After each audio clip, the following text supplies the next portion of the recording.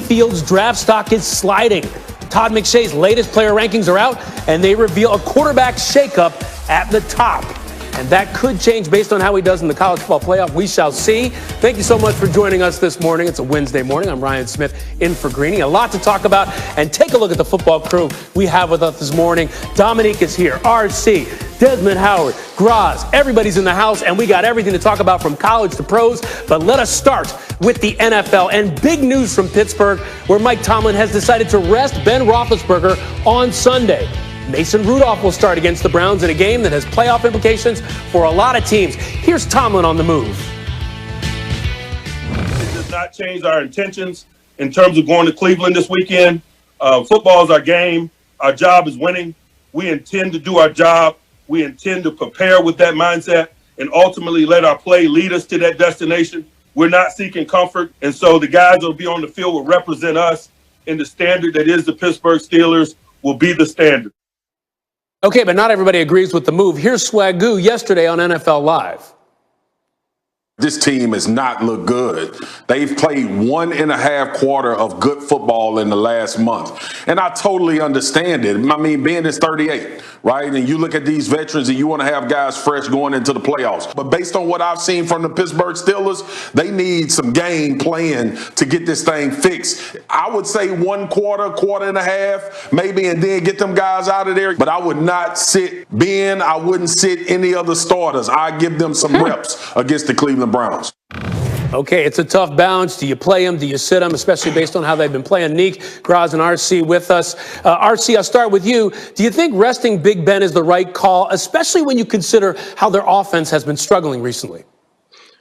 Yeah, I do think it's the right call. Listen, I wouldn't question Herman Boone for resting Sunshine in this position, so I'm definitely not going to question Mike Tomlin for resting Ben Roethlisberger. Listen, when you look at this season, not having a bye week, also in the season where the playoff seeding changes, number 1 seed is the only team with the bye. You're playing in empty stadiums, so home field advantage won't necessarily be what it used to be. And so fighting for that second spot in hopes that the Miami Dolphins beat the Buffalo Bills and that you beat the Cleveland Browns, I just don't think it's worth it. I think Mike Tomlin is prioritizing rest for his starting quarterback, for his aging quarterback, for his quarterback that struggled a little bit down the stretch, who hasn't had any rest this season, coming off of an elbow surgery. I think this is the smart thing to do. I believe he understands that winning is his job. Winning is what he's paid for, but it's winning in the playoffs and giving yourself the best opportunity to advance. And this is the decision that Coach Tomlin gives him that best chance.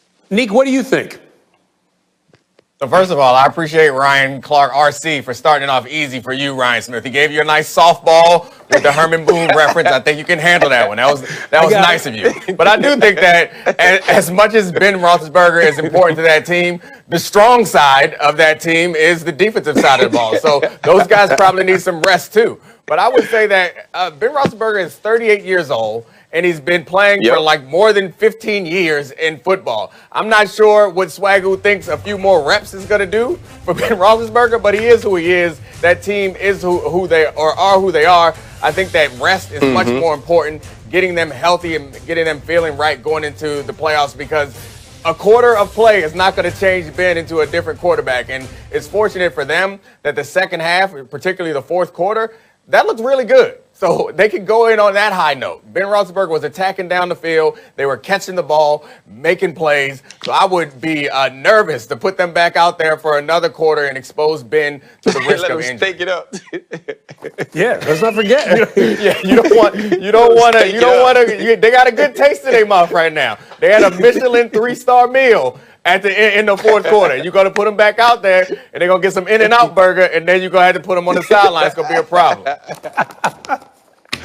Okay, we already got off to a good start. Graz, I got to ask you, you covered this game for the Steelers. You saw the comeback last week.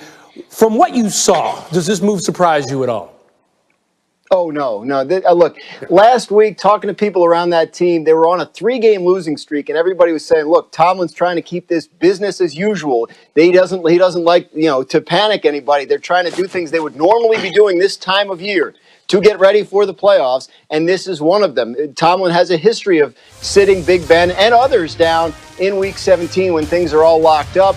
There's no way to get the 1 seed. There's no real differences here between the 2 or the 3 seed.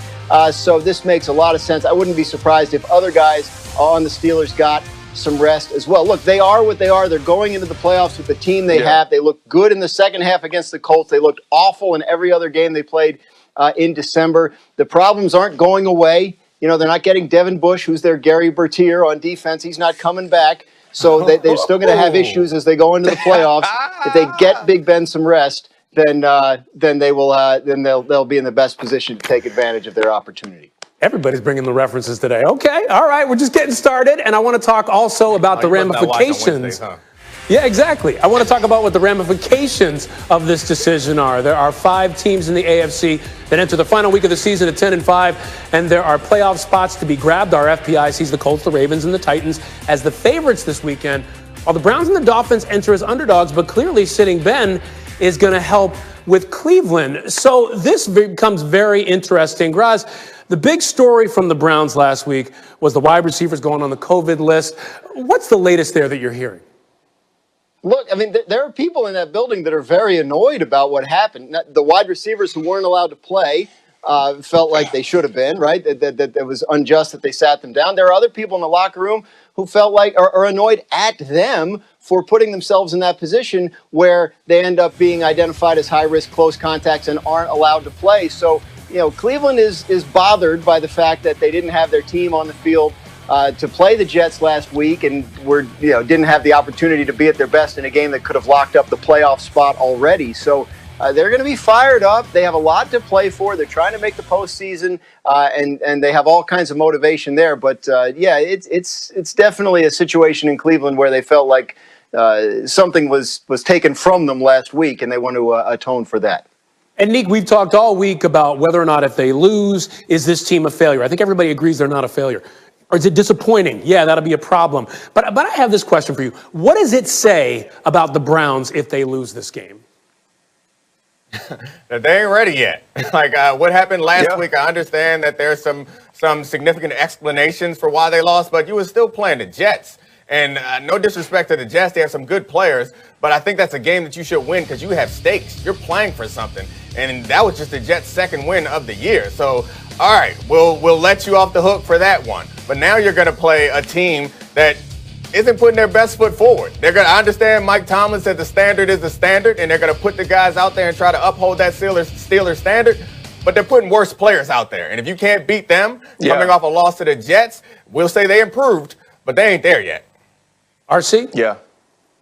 No, that's real. Dom hit it and said everything you could possibly say about that situation. You can't lose to the Jets and then you lose to the Mason Rudolph-led Pittsburgh Steelers. Now, if you're Mason Rudolph, I bet it would be super cool to knock that team out of the playoffs for sure. That's what you would want to do. So Mason Rudolph's going to play extremely hard. But think about this, guys. This is like go and play the Golden State Warriors. I'm not saying that that's where the Steelers are, with Klay Thompson at the 2 or with Kelly Oubre at the 2. And if you watch any basketball, you know Kelly Oubre at the 2 ain't dropping dimes and dropping buckets like what? I'm sorry. Like I'm just saying. Like Klay Thompson. And so if you are the Browns, you have to go out and win this game. You have to go out and finish. And you need to show that you can at some point beat one of the big dogs in your division, even if their starting quarterback isn't playing. Only been 2 or 3 games already taking Oubre to task. Good. He's dunking. It's only been a couple games. But you know what? I got to get you guys to the Packers because this is another big storyline that we saw yesterday in the NFL. To the NFC, the Packers. Now remember, they can clinch home field advantage this weekend. This is what pregame looked like Sunday night before the Titans took on the Packers. And we found this interesting. Here's Aaron Rodgers on the mindset of playing in elements just like this. I don't know about anybody else, but I keep telling myself that I am less miserable than they are. And I think there's something to that. There's something to practicing outside and just being around the cold and doing things in that environment that, you just kind of deal with it. It's a mindset.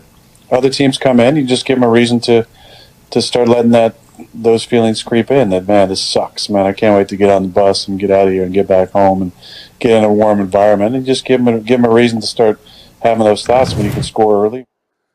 Look at that hat. Look at Dez putting it on. I gotta love that. All right, I'm gonna come to you about that hat, but Neek, I first want to ask you about your reaction to Aaron Rodgers' comments. Yeah, I mean, the hat is fantastic. You look like my Santa. I love it. I appreciate the gifts that you dropped off for my kids last week. And I think Aaron Rodgers hit the nail on the head, man. I think he is absolutely right. It's about being a little less uncomfortable than the other guys, because Aaron said the other team is like, I can't wait till we get on that bus. I promise you, many of the Packers are also like, I can't wait till we get in that locker room, but I can wait just a little bit longer than those other guys. So I think that he's right. It's just about giving your opponent one more thing to think about. Like, you got to think about covering Adams. You got to think about beating those corners. You got to think about blocking the Smith brothers. You got to think about Aaron Rodgers coming after you. You got to think about that running attack. And you also got to think about the weather. You also got to think about perhaps potentially some snow. It's just one more thing to think about. It's not a huge factor, but it's something that's on the minds of the players that you would assume the Packers, since they live in that mess, will be comfortable with and not think much of it.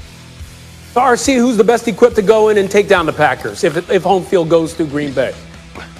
You know what? I feel like we're starting to talk about the Packers like they're unbeatable all of a sudden. Like there's no team that can go in there and win. But this is a flawed team, and there are some good teams in the NFC. I think when I look at Seattle playing better defensively, getting Chris Carson back healthy, and also having a quarterback who has gone to the East Coast and won, but a guy in Russell Wilson who can kind of match Aaron Rodgers with some of those wild plays and some of those super talented elite level quarterback football plays, you need to win there. And who's to say the Saints, that because if it's snowing out there and they force Sean Payton to give the ball to Alvin Kamara, can't run the football, rush the passer defensively, and play tight man-to-man coverage like we saw the Tampa Bay Buccaneers do early on in the season. Oh, by the way, and the Bucs have a quarterback who's played in miserable weather his entire career. And so do I think the Packers are the lead or the head dog in the NFC? Absolutely, but there are teams that are equipped and able to go in there, and even if it's only 3 hours of misery, figure out a way to win in the snow, in the cold against Aaron Rodgers. You got to have a hat like Dez. That's what you got to have. So who's your pick, Dez, to go in and take them down if they can? Guys, I think I would go with the Seattle Seahawks. I think, RC, you hit on the head when you talked about their defense. Their defense is getting better. Russell Wilson is a winner. He can win in any climate, any region, any condition. He can get out there and get it done. People talk about just one guy. Just think about this. These guys, every day they go to practice, they slide their feet in some flip-flops. They get in their convertible and they drive to practice. These guys, they're not made for that type of weather. Believe me, I was up there. I understand what it's like to have to go in sub-zero weather and go out there and play